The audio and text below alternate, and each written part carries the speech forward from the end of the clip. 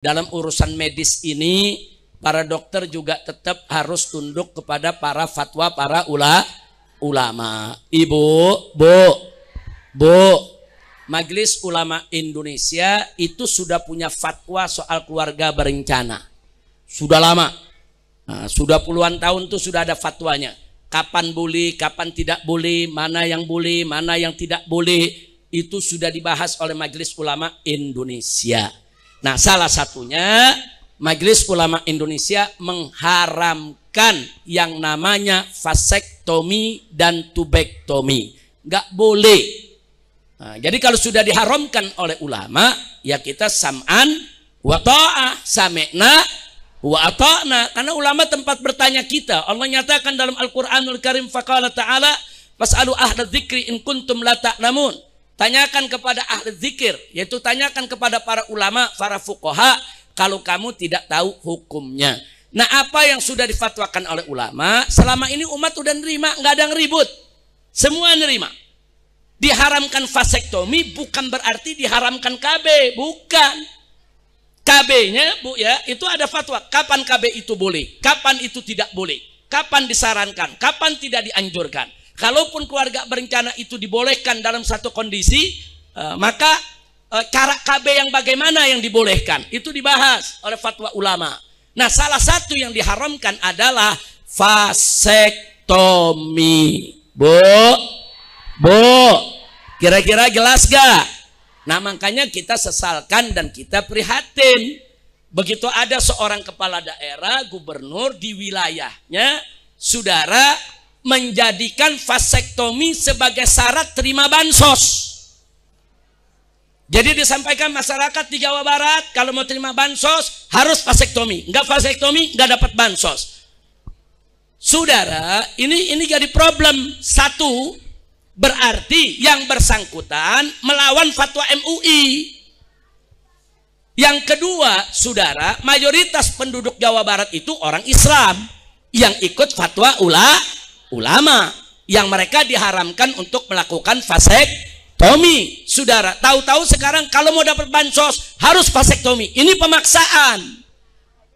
Dan kalimatnya kasar, kalau miskin jangan punya anak. Innalillahi wa inna ilaihi rajiun. Ini yang tadi disinggung oleh Dokter Bahar. Soal punya anak nggak punya anak, ini bukan soal kayak miskin. Bukan. Nah, jadi alasan dia ini karena tingkat kemiskinan tinggi di Jawa Barat. Mengatasi kemiskinan bukan dengan vasektomi. Mengatasi kemiskinan bukan dengan memandulkan umat, bukan. Mengatasi kemiskinan dengan membuka lapangan kerja. Betul, Bu? Bagaimana cara mengatasi kemiskinan? Satu, berantas korupsi. Dua, buka lapangan kerja. Betul. Tiga, ringankan pajak. Jangan dikit-dikit ini pajak, itu pajak, ibu beranak kena pajak juga. Astagfirullahaladzim. Kira-kira jelas gak? Nah, jadi mengatasi kemiskinan itu bukan dengan ngatain orang miskin. Orang miskin gak punya anak. Orang miskin jangan belagu. Mau ngapain orang miskin punya anak? Ini gak punya etika.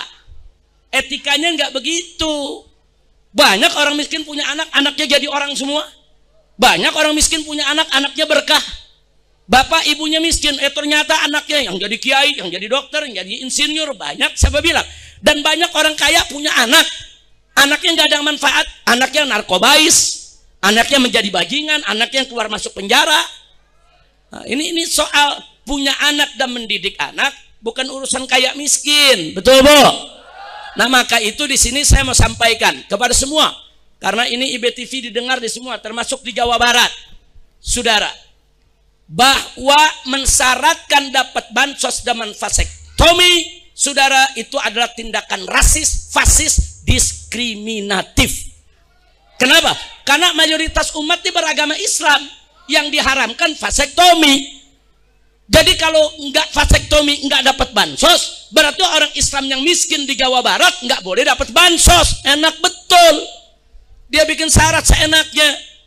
Enggak bisa. Saudara, vasektomi haram, titik. Kecuali dalam kondisi yang sangat darurat dengan adanya fatwa ulama. Dokter Bahar tahu betul itu. Perempuan yang punya kanker rahim umpamanya yang udah nggak mungkin hamil lagi. Kalau hamil membahayakan jiwanya, itu persoalan lain. Dalam keadaan darurat. Dalam keadaan normal nggak boleh. Sudah vasektomi, tubektomi, nggak boleh sembarangan. Yaitu umat Islam mengikuti memenuhi syarat-syarat tadi hanya untuk dapat bansos. Nah, saya himbau kepada seluruh umat Islam yang ada di Jawa Barat atau dimanapun juga, kalau mendapatkan bansos harus vasektomi, buang bansosnya. Nggak usah kita ambil bansosnya, lempar aja ke muka tuh orang tuh bansos, suruh makan sendiri tuh bansos. Setuju? Takbir.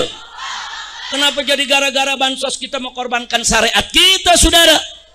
Nah, tapi saya minta juga kepada para advokat, kepada para ahli hukum, kepada para pengacara, turun tangan. Kalau betul bansos itu disyaratkan vasektomi, seret gubernurnya ke pengadilan. Seret, saudara. Itu nggak bisa, itu rasis, fasis, diskriminatif, melawan ulama dan melakukan yaitu ketidakadilan terhadap umat Islam, saudara. Jadi kalau jadi gubernur nggak ngerti agama, ya jangan sembarangan fatwa. Kalau nggak tahu fatwa, tanya ulama. Kalau belum tahu, oh ternyata nggak boleh, ya tarik, minta maaf, istighfar, maaf, saya nggak tahu kalau vasektomi itu haram. Maaf, saya nggak jadikan itu syarat. Nah, kalau dia tobat, sadar, silakan. Kita nggak tuntut, saudara. Kira-kira jelas tidak? Ada aja yang bikin kita puyeng, Bu. Bu, lagi ngaji enak-enak, Bu ya. Enak gak Bu ngaji? Enak gak Bu ngaji? Ada aja yang ganggu syariat. Pegal gak Bu? Pegal gak Bu? Nah, makanya ini kita nggak bakal biarkan. Nggak bisa. Siapapun, bukan gubernur Jawa Barat saja, gubernur dimanapun, termasuk presiden sekalipun nggak bisa. Kalau syarat terima bansos harus pakai vasektomi, berarti Anda melanggar fatwa Majelis Ulama Indonesia. Berarti Anda melakukan ketidakadilan terhadap umat Islam yang mayoritas. Banyak yang menerima bansos gara-gara urusan vasektomi, kemudian mereka tidak boleh menerima bansos. Nggak bisa, itu ketidakadilan dan itu harus dilawan. Mudah-mudahan Bapak Presiden maupun para gubernurnya Allah berikan taufik dan hidayah. Allah berikan kesadaran untuk kembali ke jalan Allah. Kalau kemarin mereka tidak tahu, sekarang sudah tahu, tubu ilallah, taubatlah kepada Allah dan tarik itu syarat-syarat sesat yang bertentangan dengan aturan syariat. Kira-kira jelas gak Bu?